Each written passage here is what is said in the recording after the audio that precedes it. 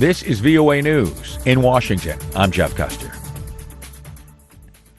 Russia carried out what Ukrainian officials called a massive attack early Tuesday, targeting Kyiv with more than 20 drones. The Ukraine's air defense is mostly destroyed. Kyiv's military administrative chief, Sergei Popko, wrote on his Telegram social media account that Russia had relied solely on the Iranian-made Shahed drones for what he said was its 17th assault on the Ukrainian capital this month.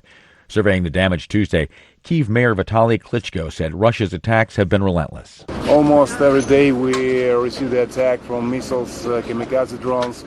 Hometown. It's almost 800 buildings destroyed, 417 more than 170. This last information. More than 400 buildings, apartments building destroyed. It's killed more than 160 people. It's 5 children. It's terror. It's genocide. U.S. defense officials told VOA Tuesday the U.S. will provide another $300 million in new military aid for Ukraine, in a package that's expected to include munitions for Ukraine's Patriot missile defense system. The officials, who spoke to VOA on a condition of anonymity ahead of the package's expected formal release Wednesday, said the latest aid also includes rockets for the High Mobility Artillery Rocket System, or HIMARS, and more tank ammunition. Finland, NATO's newest member, has been building 200 kilometers of fencing along its eastern border with Russia. Manager of the Finnish border project, Ismo Kirki, told the French news agency AFP the fence is meant to address the critical border areas. The Finnish-Russian border is over 1,300 kilometers long, and this fence will be built 200 kilometers. In the areas which are high-risk areas for the extensive illegal entry to Finland. This is VOA News. There are critical days ahead as the White House and U.S. congressional leaders work to pass a compromise budget package in time to lift the nation's borrowing limit and prevent a U.S. default. Associated Press correspondent Jennifer King reports. A key test will come this afternoon when the House Rules Committee is scheduled to consider the debt limit package and vote on sending it to the full House. Officials say the U.S. risks default as soon as June 5th. President Biden says he feels good about the deal negotiated with House Speaker Kevin McCarthy and has been calling lawmakers ahead of this week's votes in Congress. There are still concerns about the deal's passage, with some hard-right conservatives criticizing the lack of deep spending cuts they wanted, and liberals denouncing policy changes like new work requirements for older Americans in the food aid program. The full House is expected to vote on Wednesday. Jennifer King, Washington. The NATO-led peacekeeping force in Kosovo reports 30 of its troops have been injured in fierce clashes with ethnic Serbs in the country. The Serbs are trying to block newly elected ethnic Albanian officials from entering municipal buildings in northern Kosovo. Associated Press correspondent Lawrence Brooks reports. A statement says 11 Italian and 19 Hungarian soldiers have sustained multiple injuries, including fractures and burns from improvised explosive incendiary devices. It adds 3 Hungarian soldiers were wounded by the use of firearms, but their injuries are not life-threatening. Kosovo police fired tear gas to disperse the crowd as they tried to let new officials into the offices.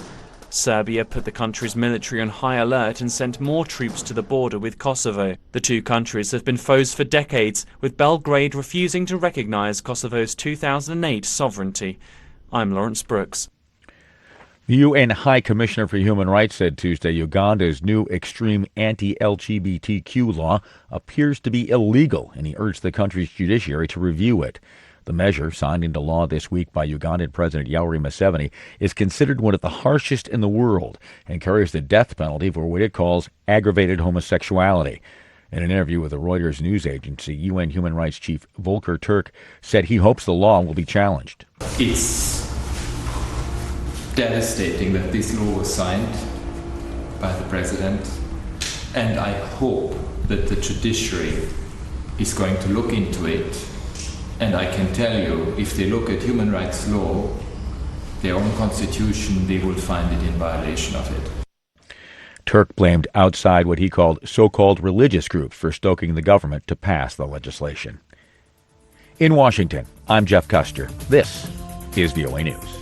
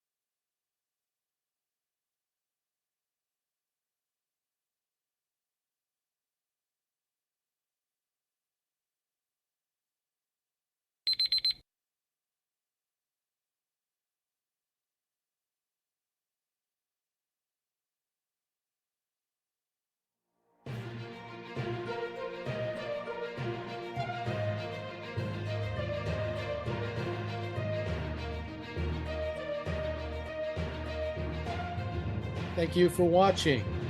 Can you do me a favor? Please leave a comment in the comments section below. That would really help. Thank you, and see you again soon.